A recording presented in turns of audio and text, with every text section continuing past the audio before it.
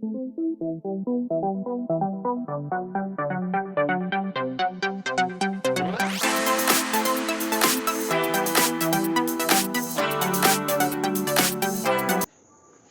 नमस्कार।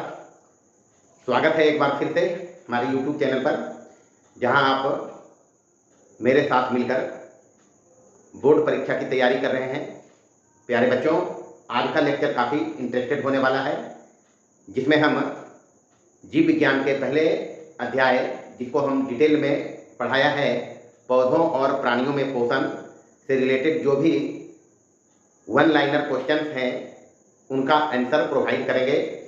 प्यारे बच्चों, ये जो सारे क्वेश्चन आज के लेक्चर में हम डिस्कस करेंगे, ये मल्टीपल चॉइस क्वेश्चंस बनाने वाले सारे प्रश्न होते हैं। मतलब अगर ये सारे प्रश्न के आंसर को याद रखेंगे तो आसानी से जो वस्तुनिष्ठ प्रश्न होते हैं उसको हल कर सकेंगे। प्यारे बच्चों, क्या आप जानते हैं कि बोर्ड परीक्षा में मल्टीपल चॉइस क्वेश्चन क्या रोल निभाता है? क्या आप ये भी जानते हैं कि ये जो सवाल सारे आएंगे परीक्षा में, इसको हल किस प्रकार से करेंगे? ये सारे सवालों का जवाब आपको इस लेक्चर में मिलेगा। अंत तक हमारे साथ बने रहिए लेक्चर में। तो आइए बिना देर किए हुए शुरू करते हैं। पौधों और प्राणियों में पोषण से रिलेटेड जो भी सवाल आते हैं, एक नंबर वाले या वन लाइनर क्वेश्चंस, उसको देखेंगे। प्यारे बच्चों, जब कभी वस्तुनिष्ठ सवाल या fill in the blanks type के सवाल आते हैं या ट्रू फॉल्स वाले सवाल आते हैं जीव विज्ञान में, तो उसमें फैक्ट्स की जानकारी अति महत्वपूर्ण होती है और बगैर फैक्ट्स की जानकारी के ये सारे सवाल हल नहीं किए जा सकेंगे। प्यारे बच्चों, हमने सारे फैक्ट्स को डिटेल में बताया है, जहां हमने देखा है पोषण क्या होता है, पोषण कितने प्रकार के होते हैं, पौधे किस प्रकार से पोषण करते हैं, जंतुओं में पोषण किस प्रकार से होता है, सारी बातों का चर्चा हम डिटेल में किया है। उसको हमेशा ध्यान में रखेंगे और कंटिन्यूटी बना के रखेंगे अध्ययन में, ताकि जब कभी भी सवाल यहाँ से आए आसानी से हल हो जाए। वे क्वेश्चंस जो बड़े आंसर वाले क्वेश्चन होते हैं, उसके लिए सारी की सारी बातों को जानकारी रखना आवश्यक है, ताकि उसके आंसर को आसानी से लिखा जा सके। हम यहाँ पर केवल और केवल चर्चा करेंगे एक अंक के जो भी सवाल बनते हैं उसका। तो आइए देखते हैं। पहला सवाल है, मनुष्य में कितने प्रकार के दांत पाए जाते हैं? जब हम मनुष्य के पाचन तंत्र की चर्चा किया था, उसमें बता रखा है कि मनुष्य में टोटल 4 प्रकार के दांत पाए जाते हैं, याद रखना है इसको। दूसरा सवाल कहता है, प्रकाश संश्लेषण के द्वारा किसकी उत्पत्ति होती है? इसमें भी बताया है प्रकाश संश्लेषण जब पौधे करते हैं तो ग्लूकोज की उत्पत्ति होती है। तीसरा सवाल है, आमाशय में कौन सा एंजाइम पाया जाता है? तो बता रखा है आमाशय में पेप्सिन नामक एंजाइम पाया जाता है। पेप्सिन का काम होता है प्रोटीन को पचाना और ये आमाशय की जठर ग्रंथियों के से निकलता है। चौथा सवाल है, हरित लवक के अंदर झिल्लियों से बनी संरचना। हरित लवक का संरचना डिटेल में चर्चा किया था, जिसमें बताया था हरित लवक में 2 प्रमुख संरचना होती है, ग्राना और स्ट्रोमा, जिसमें ग्राना का निर्माण होता है इसी प्रकार की झिल्लियों से। तो ग्राना इसका जवाब देंगे। प्रकाश संश्लेषण की प्रकाशीय प्रतिक्रिया, 5वां सवाल है, प्रकाश संश्लेषण की प्रकाशीय प्रतिक्रिया हरित लवक के किस हिस्से में होती है? याद रखना है प्रकाश संश्लेषण की प्रकाशीय प्रतिक्रिया हरित लवक के ग्राना में होती है। छठा सवाल कहता है, प्रकाश संश्लेषण की अप्रकाशीय प्रतिक्रिया हरित लवक के किस हिस्से में होती है? याद रखना है ये जो अप्रकाशित प्रतिक्रिया है प्रकाश संश्लेषण की, जो पौधों में होती है, ये हरित लवक के स्ट्रोमा में होती है। आगे जो सवाल है 7 नंबर में, प्रकाश संश्लेषण की अंध प्रतिक्रिया कब होती है? अंध प्रतिक्रिया को अप्रकाशित प्रतिक्रिया भी कहते हैं। प्यारे बच्चों, यह प्रतिक्रिया दिन या रात कभी भी हो सकती है, जब तक ये उपस्थित रहता है NADPH2+, इसकी उपस्थिति जब तक रहती है, यानी जब तक ये बचा रहता है, तब तक प्रकाश संश्लेषण की अंध प्रतिक्रिया होती रहती है। 8वां सवाल कहता है, प्रकाश संश्लेषण में O2 की उत्पत्ति, क्लियरली बताया है प्रकाश संश्लेषण में O2 की उत्पत्ति जल के विखंडन से होती है। तो ध्यान रखना है O2 की उत्पत्ति जो होती है प्रकाश संश्लेषण में, वो जल से होती है, जल का विखंडन होता है और उसी से ऑक्सीजन निकलता है। मनुष्य में कितनी जोड़ी लाल ग्रंथियां पाई जाती है? बता रखा है इसमें मनुष्य में कुल 3 जोड़ी लाल ग्रंथियां पाई जाती है। 10वां सवाल कहता है प्रोटीन का अंततः एमिनो अम्ल में रूपांतरण कौन करता है? याद रखना है, बता रखा है एक्सोपेप्टाइडेज। एक्सोपेप्टाइडेज याद रखेंगे। प्रोटीन का एमिनो एसिड में रूपांतरण करता है ये एक्सोपेप्टाइडेज।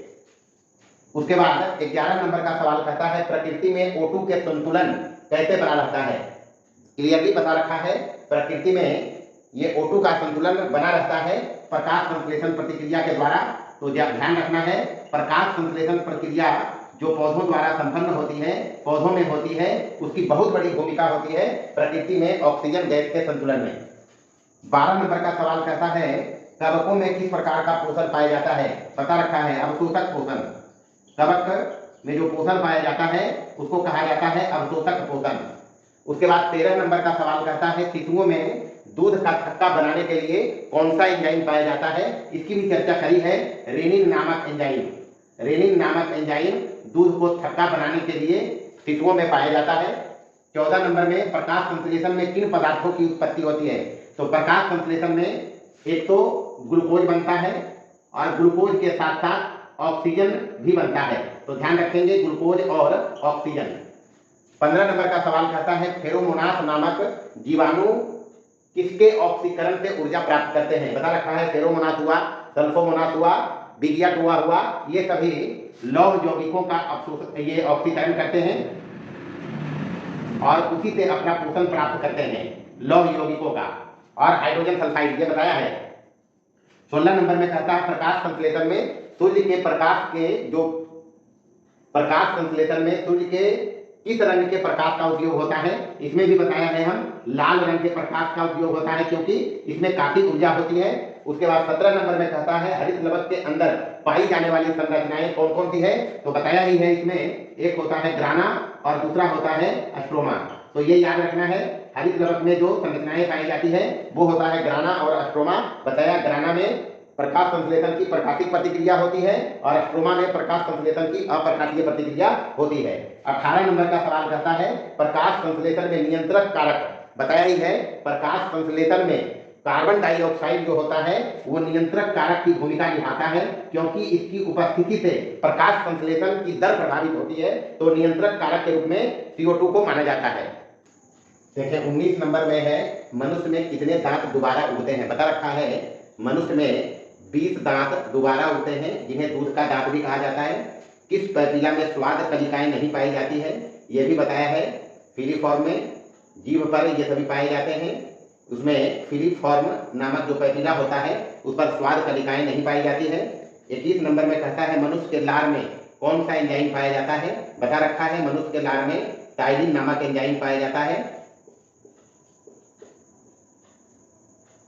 22 नंबर कहता है लार में उपस्थित एंजाइम किसका पाचन करता है? यह भी बताया है लार में जो एंजाइम पाया जाता है मनुष्य के वो पचाने का काम करता है स्टार्च को।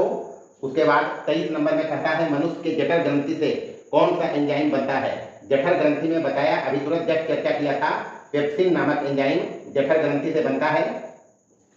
24 नंबर कहता है आमाशय में बनने वाले अधपचित भोजन के मिश्रण को बताया है काइन कहा जाता है। याद रखेंगे आमाशय में जो अधपचा भोजन का मिश्रण बनता है उसको काइन कहते हैं। 20 नंबर कहता है पित्त में पाया जाने वाला रंग कण, पित्त में पाया जाने वाला रंग कण क्या कहलाता है? यह भी बताया है बिलिरुबिन कहते हैं इसको, बिलिरुबिन याद रखेंगे। उसके बाद है यकृत में भोजन किस रूप में संचित होता है? यह भी बताया है यकृत में भोजन ग्लाइकोजेन के रूप में संचित होता है। एकदम कंठस्थ रखना है यकृत में यानी लीवर में भोजन ग्लाइकोजेन के रूप में संचित रहता है। 22 नंबर कहता है अग्नाशय की किन कोशिकाओं के द्वारा पाचक एंजाइम का निर्माण होता है? ये बता रखा है अग्नाशय की किन कोशिकाओं के द्वारा पाचक एंजाइम का निर्माण होता है? तो ये एसिनर कोशिकाओं के द्वारा होता है। याद रखेंगे एसिनर कोशिकाओं। उसके बाद है 23 नंबर में प्रोटीन पचाने वाले एंजाइम कौन कौन से हैं? बताया है प्रोटीन पचाने वाले जो एंजाइम होते हैं ट्रिप्सिन,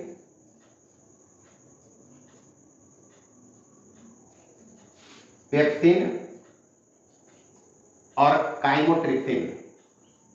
याद रखना है प्रोटीन को पचाने वाले ये 3 एंजाइम हैं ट्रिप्सिन, पेप्सिन और काइमोट्रिप्सिन। 24 नंबर में कहता है बचे हुए भोजन का अवशोषण कहाँ होता है, तो बताया है छोटी आंत के इलियम में। ध्यान रखना है, बचे हुए भोजन का अवशोषण होता है छोटी आंत के इलियम में। पेप्सिन और ट्रिप्सिन किसका पाचन करता है, बताया है प्रोटीन का पाचन करता है, लेकिन पेप्सिन और ट्रिप्सिन प्रोटीन में भी अघुलनशील प्रोटीन का पाचन करता है, याद रखेंगे। पेप्सिन और ट्रिप्सिन अघुलनशील प्रोटीन को पचाने का काम करता है। 26 नंबर में कहता है मनुष्य में आमाशय में कितने हिस्से होते हैं, बताया है 3 हिस्से होते हैं, 3 हिस्से। अच्छा, इसके बाद है इसमें प्रकाश संश्लेषण की अप्रकाशीय प्रतिक्रिया की खोज किसने की है, तो बताया था हिल नामक वैज्ञानिक ने की थी, इसलिए इसको हिल रिएक्शन भी कहा गया था। पूरा नाम है रॉबिन हिल, याद रखेंगे। ग्राना का निर्माण किस झिल्ली से होता है, यह भी बताया है थाइलाकोइड। थाइलाकोइड नामक झिल्लियों से ग्राना का निर्माण होता है। इसके बाद बताया है 29 नंबर में प्रकाशीय प्रतिक्रिया में जल के विच्छेदन से उत्पन्न हाइड्रोजन आयन किससे जुड़ता है, तो यह भी बताया है NADP+ से जुड़ता है। 30 नंबर में है मनुष्य में कितने दांत जो दूध के होते हैं, मनुष्य में कितने दांत दूध के दांत कहलाते हैं, अभी चर्चा किया था 20 दांत दूध के दांत कहलाते हैं, क्योंकि ये दोबारा से उत्पन्न हो सकते हैं। 31 नंबर कह रहा है भोजन के सर्वाधिक अवशोषण का कार्य, तो भोजन का मैक्सिमम जो अवशोषण होता है वो छोटी आंत में ही होता है, और वो भी निचले हिस्से में। तो याद रखना है छोटी आंत के निचले हिस्से में। ध्यान रखेंगे भोजन के सर्वाधिक अवशोषण का कार्य छोटी आंत के निचले हिस्से में होता है। देखेंगे 32 नंबर का सवाल कहता है अग्नाशय में किन पदार्थों का निर्माण होता है। प्यारे बच्चों, बताया है अग्नाशय मिश्रित प्रकृति की ग्रंथि होती है, इसमें पाचक एंजाइम भी बनते हैं और हार्मोन भी। पाचक एंजाइम और हार्मोन, ध्यान रखना है अग्नाशय मिश्रित प्रकृति की ग्रंथि है जो पाचक एंजाइम भी बनाता है और हार्मोन भी बनाता है। 33 नंबर में कहता है मानव शरीर की सबसे बड़ी ग्रंथि, जी इसको भी चर्चा हम किया है, यकृत यानी लीवर मानव शरीर की सबसे बड़ी ग्रंथि होती है।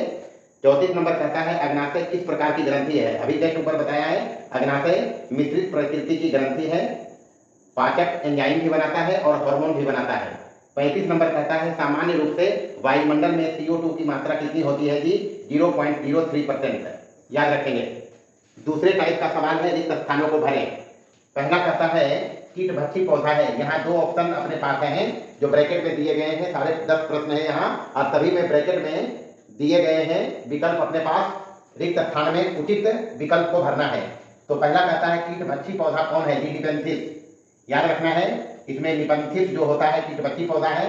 दूसरा कहता है पौधों में अक्सर जी स्वपोषण होता है, याद रखेंगे पौधों में अक्सर स्वपोषण ही पाया जाता है, सभी हरे पौधे स्वपोषी होते हैं, सूर्य के प्रकाश की उपस्थिति में प्रकाश संश्लेषण प्रक्रिया करते हैं जिसमें हरित लवक मदद करता है। तीसरा कहता है भोजन का सर्वाधिक पाचन जी इलियम में होता है, भोजन का सर्वाधिक अवशोषण जी इलियम में ही होता है। पकवासे में काइम की अम्लीयता को नष्ट करता है पित्त, याद रखना है पकवासे में काइम की अम्लीयता को नष्ट करने का काम करता है पित्त। 6ठा नंबर का सवाल है अवशेषांग है, यहाँ है सीकम एवं अपेंडिक्स कोलोन, ये सीकम एवं अपेंडिक्स जो होता है हमारे शरीर में वो अवशेषांग ही होते हैं। 7वां कहता है मनुष्य में प्रकार के दांत पाए जाते हैं, बता रखा है 4 प्रकार के दांत पाए जाते हैं। 8वां नंबर में कहता है रस में सभी प्रकार के पाचक एंजाइम, अग्नाशय रस में सभी प्रकार के पाचक एंजाइम पाए जाते हैं। 9वां नंबर कहता है आमाशय का वातावरण अम्लीय होता है, याद रखना है आमाशय का वातावरण अम्लीय होता है। 10 नंबर कहता है ग्लूकोज का निर्माण हरित लवक के किस भाग में होता है, याद रखेंगे एस्ट्रोमा में। ग्लूकोज का निर्माण हरित लवक के एस्ट्रोमा में होता है, ध्यान रखना है।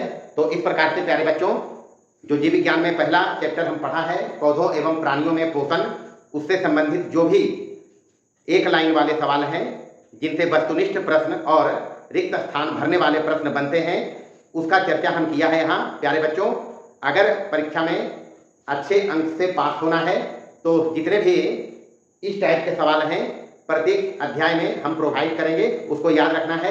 अगर हमारा लेक्चर पसंद आया हो तो इसको लाइक करें, शेयर करें और हमारे चैनल को सब्सक्राइब करें। धन्यवाद।